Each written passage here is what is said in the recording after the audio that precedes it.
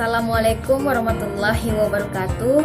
Perkenalkan, nama saya Mega Julia Putri, NIM 1911020002, kelas 7 SPIB, jurusan Sejarah Peradaban Islam, Fakultas Adab dan Humaniora.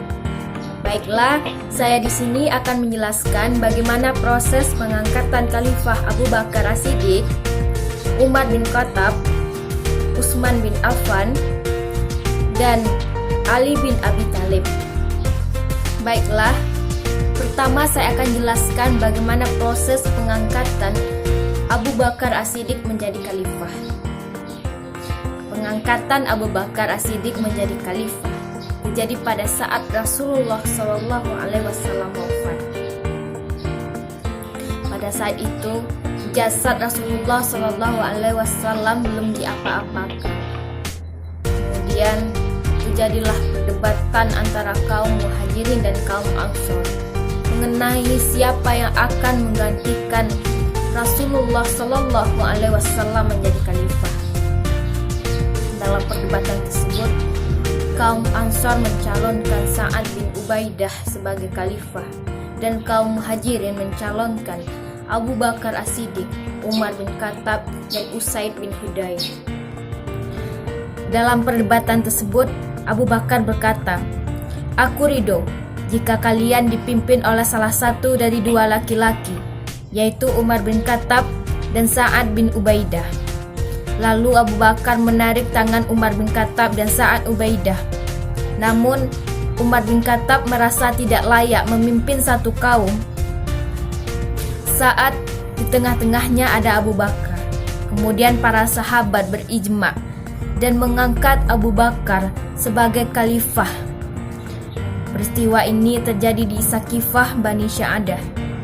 Yang kedua, proses pengangkatan Umar bin Khattab menjadi seorang khalifah.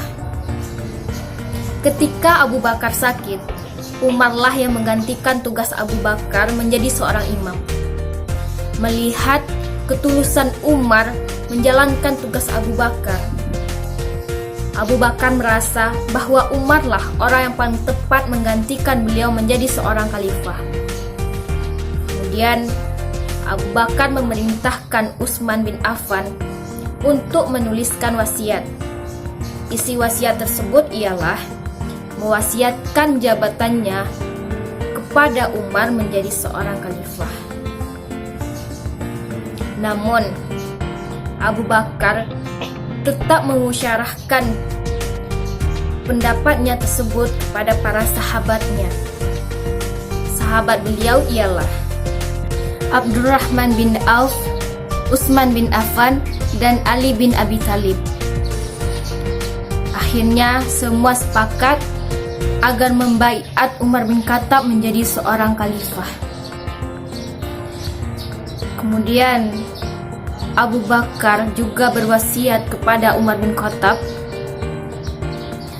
agar menegakkan agama Islam, meneruskan perjuangannya di Irak dan Syam, dan selalu berpegang teguh kepada kebenaran.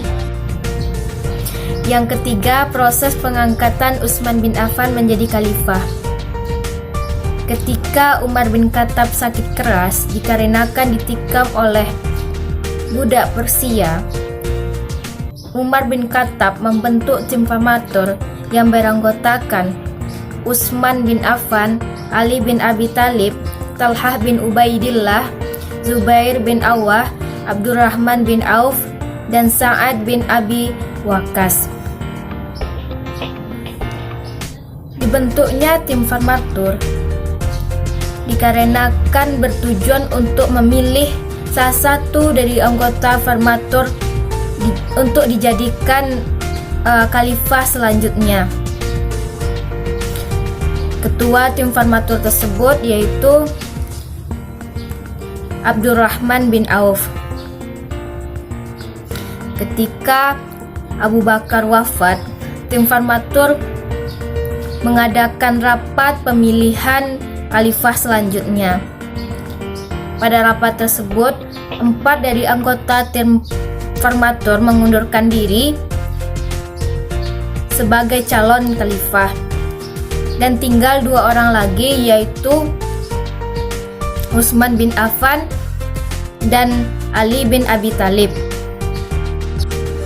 Namun proses pemilihan khalifah tersebut mengalami kesulitan dikarenakan Abdurrahman bin Auf mendukung Utsman bin Affan menjadi khalifah, sedangkan Sa'ad bin Abi Waqqas mendukung Ali bin Abi Thalib menjadi khalifah.